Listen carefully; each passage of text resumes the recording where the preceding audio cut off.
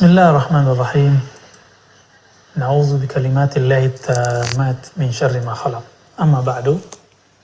Sahabat yang dimuliakan Allah, di dunia ini orang ingin menyempurnakan dirinya, ingin melengkapi kekurangannya, ingin mencari perlindungan yang dapat menyelamatkan dia dari mara bahaya yang lahir ataupun batin.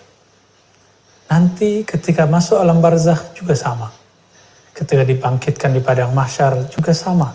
Orang mencari jimat-jimat abadi, syafaat-syafaat hakiki.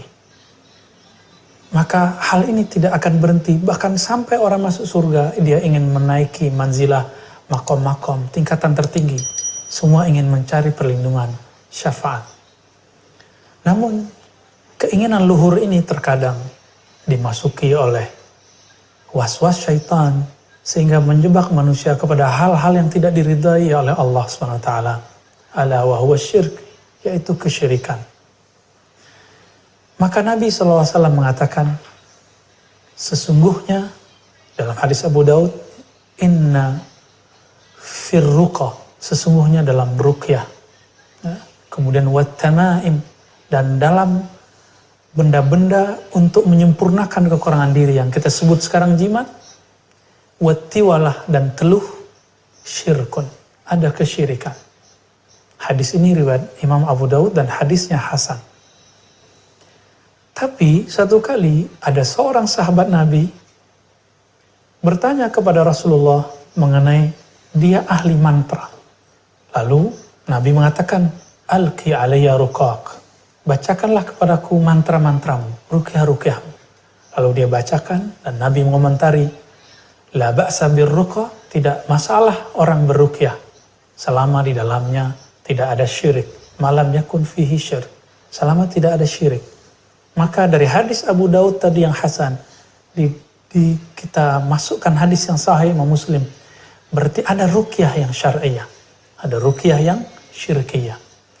Begitu juga ada tamaim, ada jimat yang syirkiyah, ada jimat yang tidak syirik, yang syar'iyah. Tentu teman-teman akan kaget dengan istilah saya. Ternyata ini bukan istilah saya. Kita membuka At-Tibbun Nabawi karangan Syekhul Islam Ibnu Qayyim qaddasallahu ruhahu. Beliau mengatakan dalam bab Al-Kaf, bab Kaf, ada judulnya Al-Kitabah. Apa kata Imam Ibnu Qayyim? Oh, Imam Ahmad tidak mempermasalahkannya. Begitu juga gurunya Syekhul Islam Ibnu Taimiyah dan imam-imam yang lain tentu juga tidak mempermasalahkannya, karena itu masuk ke wilayah ranah fikih, bukan ranah akidah. Lalu, kenapa tidak disebut istilahnya jimat? Jimat itu bahasa Indonesia, bahasa hadisnya tamaim, bahasa Ibnu Qayyim kitabah, artinya sama, tulisan. Maka Imam Nawawi dalam Al-Azkar dan lain-lainnya kemudian menjelaskan makna hadis seorang sahabat Nabi, Ibn Amr, yang menuliskan salah satu doa dari Nabi. Bismillahi a'udzu bikalimatillahi tammat min syarri ma khalaq. Itu ditulis oleh beliau, lalu dibuatkan menjadi kalung untuk anaknya. Hadis ini diriwayatkan oleh Imam Tirmizi, dan Imam Tirmizi menganggap hadis ini bagus. Tapi aneh sekali, Syekh Albani mengatakan hadisnya sahih, tapi perbuatan Ibn Amrnya tidak sahih. Dari manakah kalam ini? Bukankah ini kalam bil hawa? Kalam yang tidak bersumber dari tasawur, definisi yang benar, perspektif yang sahih, yang tepat. Jika seandainya itu syirik, tentu Abdullah ibn Amr adalah orang yang syirik. Itu sebabnya Imam An-Nawawi mengatakan, jika kitabah tulisan itu atau jimat itu isinya adalah kalamullah, asma Allah, atau Al-Quran, atau doa-doa dari Nabi, maka dia sama dengan ruqyah. Banyak ruqyah dibaca, sedangkan ini ditulis. Tapi syaratnya satu, tidak boleh dibawa ke tempat-tempat yang tidak suci. Toilet, tempat buang air besar, dan lain segala macamnya. Maka teman-teman, karena Allah, sebagaimana ruqyah ada yang syar'iyah, begitu juga jimat ada yang syar'iyah. Ruqyah ada yang kufriyah, syirkiyah, maka jimat juga ada yang kufriyah, syirkiyah. Atas dasar ini, maka bolehkah menggunakan jimat? Kalau pertanyaannya boleh atau tidak, kita jawab dengan perkataan Ibnu Qayyim tadi, perkataan Imam Ahmad dan perkataan Imam Nawawi. Boleh, begitu juga perkataan dan amalan dari Ibnu Amr, boleh dengan syarat di dalamnya asma-asma Allah. Dan diberikan oleh orang-orang yang soleh, yang akidahnya lurus, yang bisa menjelaskan kepada umatnya, kepada orang yang datang kepadanya, jangan bersandar kepada kertas ini, bersandarlah kepada yang punya nama di kertas ini, yaitu Allah Subhanahu wa Ta'ala. Ini sama.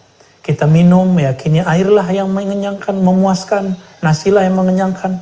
Datang ke dokter, dokter membawa obat, obatlah yang menyembuhkan. Ini justru lebih syirik daripada orang membawa jimat. Maka sahabat makan Allah, jangan terburu-buru, jangan juga terlalu pede. Ya, tapi ingat, orang yang suka dengan jimat, seperti namanya tamaim atau tamimah, berarti dia tidak percaya diri dengan dirinya. Tidak percaya kepada titipan Allah pada dirinya, maka dia kemudian menggunakan mantra-mantra untuk memelet orang, memberikan pengasihan kepada orang. Tapi jika orang ini percaya kepada nikmat Allah dalam dirinya, dia tidak akan menggunakan tamaim, jimat. Dia tidak menggunakan mantra. Dia akan meminta kepada Allah Subhanahu wa Ta'ala. Maka kami menyarankan sebaiknya menghindari mantra-mantra, ruqyah-ruqyah, menghindari jimat-jimat, apalagi teluh.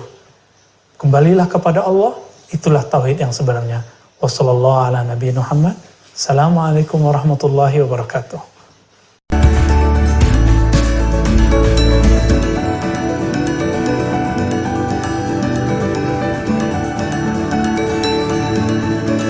Jangan lupa dicak, cak.